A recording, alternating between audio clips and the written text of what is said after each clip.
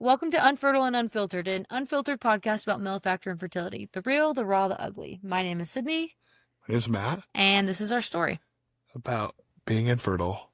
Specifically me, unfortunately. I am the problem. Not problem. I am the culprit in this story. You're the problem. It's the Taylor Swift song. It's me. Hi, I'm the problem. I'm the problem. It's me. Actually, people have told me, I've had people message me on Instagram saying, it's not his problem. It's your together problem, which I agree with. To an extent. But medically, it's your problem. Medically, it is literally my problem. Which is unique because there's a lot of people that don't have it. I actually looked this up. I don't think you know, we talked about this a couple days ago. You don't know the specific stat. We know that 9% of men in America struggle with infertility, which equals 15 million men. And then if a couple is struggling with infertility, usually it's 40% likelihood that it's the male's factor. But so about 50-50. Close. 50-50, but I know a lot of people usually think that it's a woman's medical problem, but it's not. I did look up though how many men have azoospermia. Oh, that's probably really low. Can I guess? Of the 9%? I think so. I don't know. This was also chat. Of the 9%, I'm gonna say 20% have what I have. I think you're messing up with the stats and how that works. Or no, 1% of males have azoospermia. Oh, okay. So, but now, of the men that have azoospermia, 60 to 80% of them have non-obstructive azoospermia, which equals to between 700,000 and 1 million. You know what that means? You're 1 in 1 million. I'm one. Oh, yay! You're 1 in 1 million! Well, but then, do we have a statistic on what percent of those men actually aren't able to find sperm through like a surgery? No, I'm sure it's less. So great. Now, I mean, I'm even less than 1 million. But remember when we were doing a bunch of stats, million. and if a guy has non-obstructive azoospermia, then it's a lot higher chance that you're just not going to find. You're not going to find. I thought they were saying like, I don't know, 40%. I don't know. They've thrown around so many different stats. I have no idea. Through the whole process, I think, which you'll come to know in this podcast, but they would throw out these percentages and then we just never hit those percentages. Such a bummer. And you would try to also convert it. You're like, it means that we have this percentage. And I'm like, that's not how you math it. That's not the math of it. I was always about, okay, so we have this percent that it'll work, and this percent chance that it won't work, and it's pretty low. It's so bad. I don't know. I'm a person. I like to know my chances. You like to know your chances. You just aren't very good at math. I mean, same. I just know to turn to chat. And the reality is the long story short is it went from, oh, you have a chance here to here's your worst case chance or worst case scenario. We hit that worst case scenario. And then they're like, you still have a chance, but there's a worst case scenario that might be an option. We hit that worst case scenario. And then I think it's just continuous, like, worst case scenario. Down the stairs to there's just no sperm. Sorry, buddy. It's so true.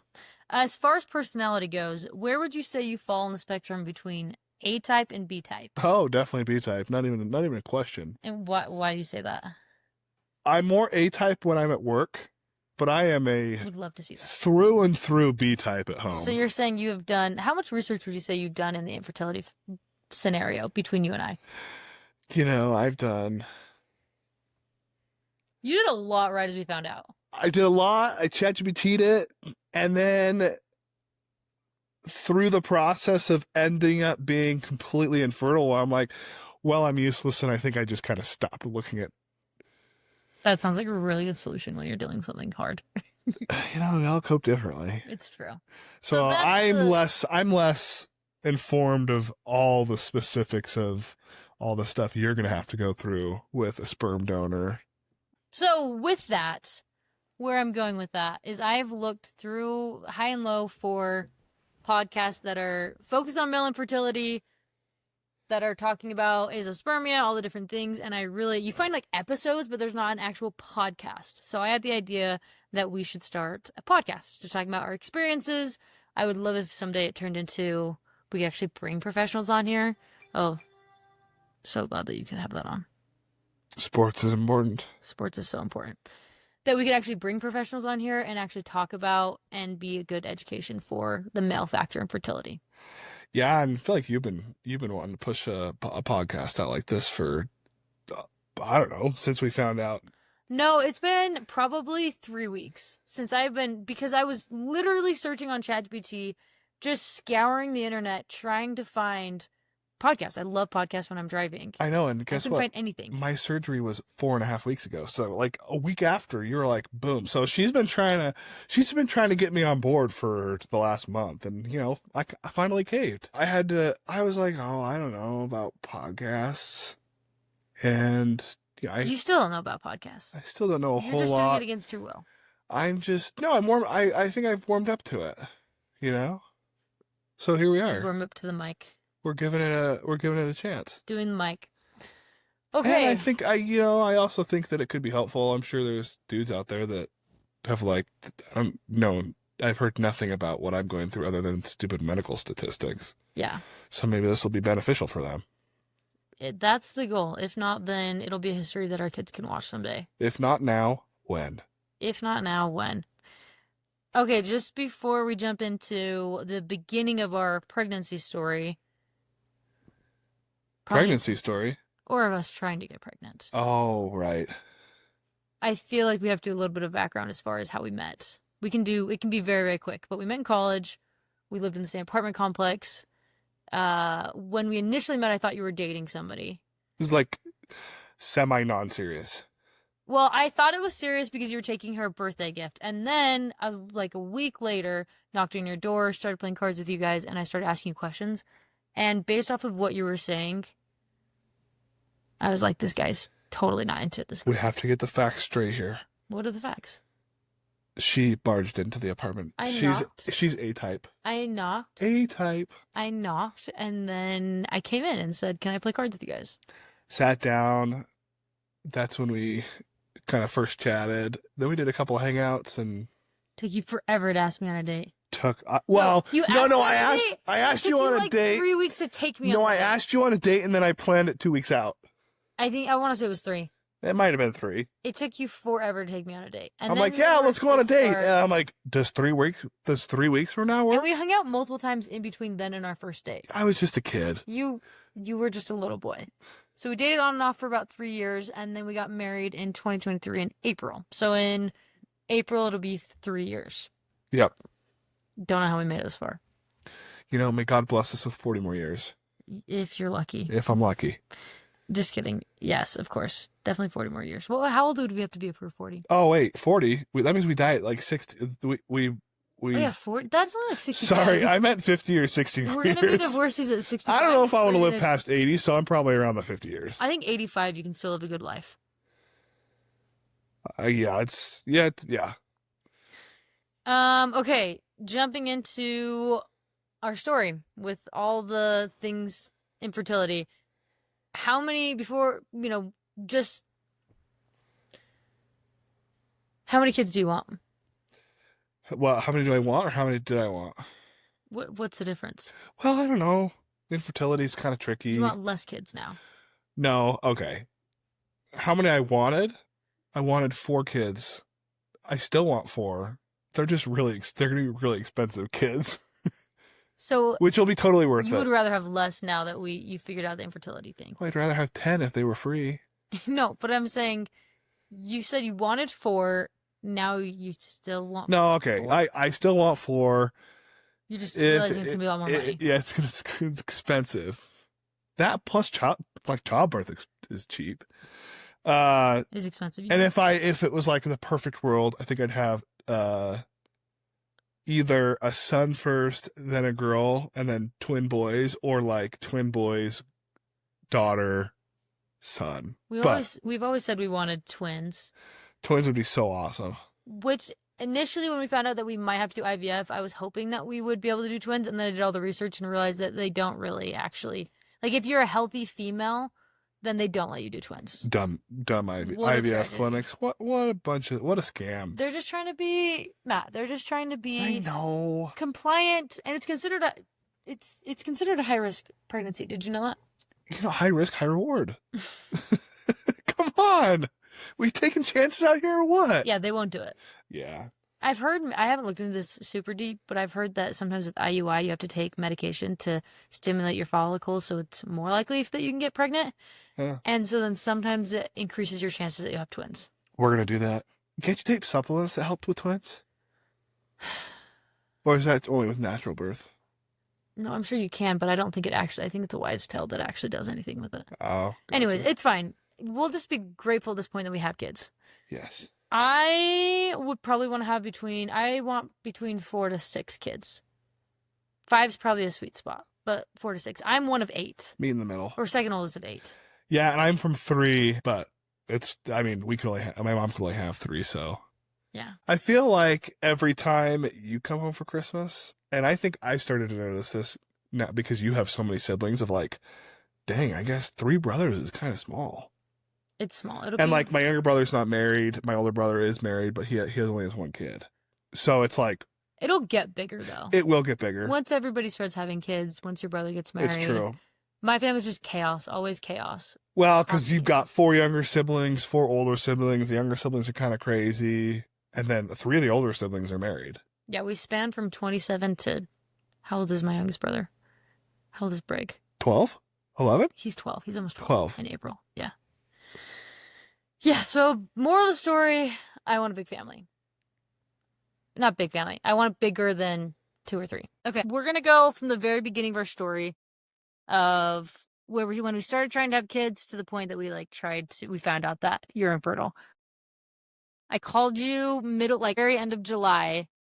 What did that look like? What did that conversation look like? Well, it was right after a therapy appointment, and I was like, oh. It was totally after a therapy crap. appointment. Oops. What? Yeah, it was totally after a therapy appointment. And I was like, oh my gosh, this therapist is running her life. And honestly, I was like, heck no, I'm not ready for that. I definitely was not. Which is why. Why weren't you ready for it? Because it went from I don't want kids to I want kids. Well, it went from I want to start trying in January of 2026 to no, I want to start right now. Because we were planning on January. July. Yeah. And I was like, okay, I'm ready for that. But I don't think we even actually tried till August. Well, we couldn't because I had already ovulated for July. Well, who cares? No, I know. I'm saying we couldn't yet. There was always a chance. 0 chance. I just got off my period. So I called you. I said, I want to have kids starting right now. You're like, no. What were you most stressed about? Was it just finances or why were you so stressed?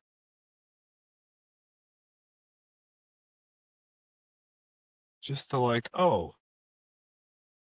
from do whatever you want to, now you might have a pregnant wife, and then 9 months later, boom, you got a child, and goodbye, sleep. You love your sleep. I am a big napper. I nap every possible chance I can. It's so bad. I called you up. My context is I was in a therapy session and I was like, I feel really lost. I feel like I'm not doing what I'm supposed to be doing. I don't know what I'm supposed to be doing. And I'd also just came from a youth camp where I was basically helping a bunch of 12-year-olds, girls, come closer to Christ and just have, I don't know, just grow a little bit. And so I kind of came off of that being like, wait, I feel so much fulfillment in investing in these people's lives and investing in all of that stuff. And so went into that therapy test session, started talking about where I wanted to go, what I wanted to do, and I left being like, oh my gosh, I really just want to have kids. I think I'm just ready to have kids. So that's why I called you up. You were obviously stressed for good reason because we just talked about since January, like we wouldn't do it till January. And I got really annoyed. I was like, why don't you want to have kids right now? What's so hard about it? Just tell me, just talk to me. And you obviously need time to process and do all the things. So I need to do that. We first started trying in August. I was really cocky. August was like it was once. Well, in the 5-day cycle. Well, it was like let's do it, boom, and then yeah. Yeah. So I've tracked with like natural cycles and my Oura ring for like 2 years. So I have a decent idea where I think my ovulation is. And I went into August very cocky and was like, we're just going to try once and just see if we can have a kid based off of trying once. Because I obviously have friends that have gotten pregnant on accident on their honeymoon. And in my defense, my mom had 8 kids. So I have 7 siblings. And my grandma had 9 kids. And none of her sisters really had, I don't think from what I'm aware of, None of them really had infertility issues. So from my head, I was like, I'm probably super infertile. Untouchable. Which, well, for 2 years, I was so stressed we were going to accidentally get pregnant. So yeah, I was stressed and I was like, okay, we're just going to try once because I think we could just get pregnant. We tried like really close around ovulation. And then I remember I exported my natural cycles data and I uploaded into ChatGPT and I was like, ChatGPT, how soon and how early can I test to see if I'm pregnant? And I was like every single day waiting and tweaking and seeing if I could test earlier. And I tested the very, very first day that I could possibly even get a negative or a positive. Which, did you know that the pregnant ones that say pregnant are less accurate than the ones that just are the sticks and the strips? Things you learn, things you didn't know. So I tested, got a negative, and then a couple days later started my period. And do you remember how devastated I was? Pretty devastated. You were the most devastated on the second time, though. Well, I think because we didn't try as hard on the first time. And after getting your infertility diagnosis, do you understand why I was devastated? Or are you still like, I don't understand. She was being kind of dramatic. I mean, I think it's tricky to compare one negative to you're never going to have kids. But in that moment, when I got the negative, it was like the first time I realized that pregnancy was not, like, I am obviously a control freak. And that was the first time I realized that is, I cannot control this outcome. I am at the mercy of my body working and me actually being fertile. So I was devastated because I realized, wait, I actually could be infertile. Like, I just don't know. And I feel like I had a hard time because you weren't very sensitive to that. And you're like, it's just 1 month. You shouldn't be so sad. Because for me, it was like, oh, okay, we'll do it once. And the first month didn't feel like we were actually trying because it was just all right, we'll just try it and boom. Second time was what, 2 or 3 times? I don't know. We were aggressive about it the second time because then I was like, okay, well, we better make sure that we try our hardest. So yeah, that's right. I guess I was sad the first time, and it was because I was actually feeling probably emotions that you felt a little bit of, oh my gosh, there's a possibility that I couldn't have kids. So the second time we tried a couple times, and then the third time in October. Well, and do you remember? So I was watching a TikTok in August, and it was Colton Underwood. Do you know who Colton Underwood is? He was a bachelor who was actually gay. And so he's now married to a man. And there was a video about him talking about how when they went to go do embryo adoption, where they would donate or do their sperm and they'd have a baby with a surrogate.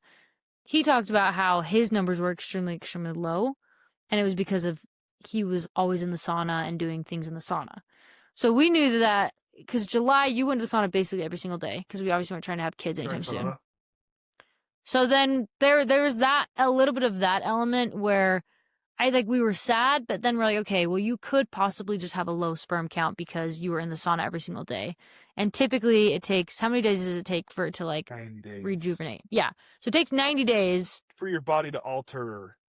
For it to produce new sperm. Yeah. I think is what it is. On a 90-day cycle.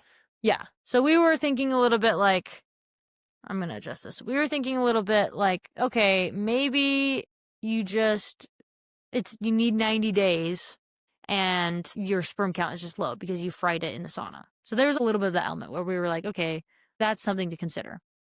So we did that. That was September, October, kept getting negative tests. And then I think by end of October, that negative test, because my period starts around the 20th. You were 3 months in, you're like, something's wrong. And I'm like, oh my gosh.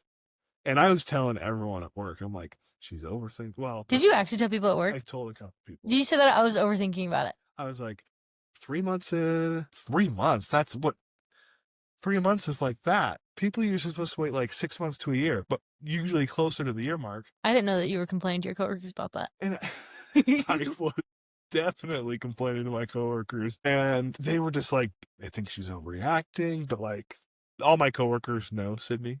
They know you. So they know that I would be an overreactor. Your personality. Okay. And they're like, well, she's kind of acting exactly like her personality. It sounds like something. Well, I'm not going to say their names, but this sounds like I could almost guess which coworker is saying that. I mean, they all have the same opinion. Yeah, whatever. Okay. 3 of them that I thought. And I was right. I wasn't overreacting. She wasn't. I mean, she was. I wasn't. You were, and then I wasn't. How long you should wait before testing. But why should you wait a certain amount of time? Why shouldn't you test? I know I think we should grow awareness. If you get married, Go get tested. You might as well know. It's $250 for peace of mind or to crush your life. Like, that's what you got. I mean, it's a little more complicated for a woman to get tested, but a dude is you go in, you get it in a cup, they analyze it, and they let you know whether it's good or bad. Yeah. I'm telling you. It's not that hard. You should do it. Everybody should do it. That's my biggest takeaway. So, yeah, your coworkers, wrong. Send them this clip. They are wrong. I was right. They were wrong. But in my defense, it was a little bit of an element of knowing that maybe you had fried your sperm in the sauna. But then being like, okay, but I might have problems. So we got do you remember the name of the test? You too? Prove. Well, it's called Prove. Shout out to Prove. Home test. Yo Home was like the system that they used. Yeah, whatever. So we used a Prove test.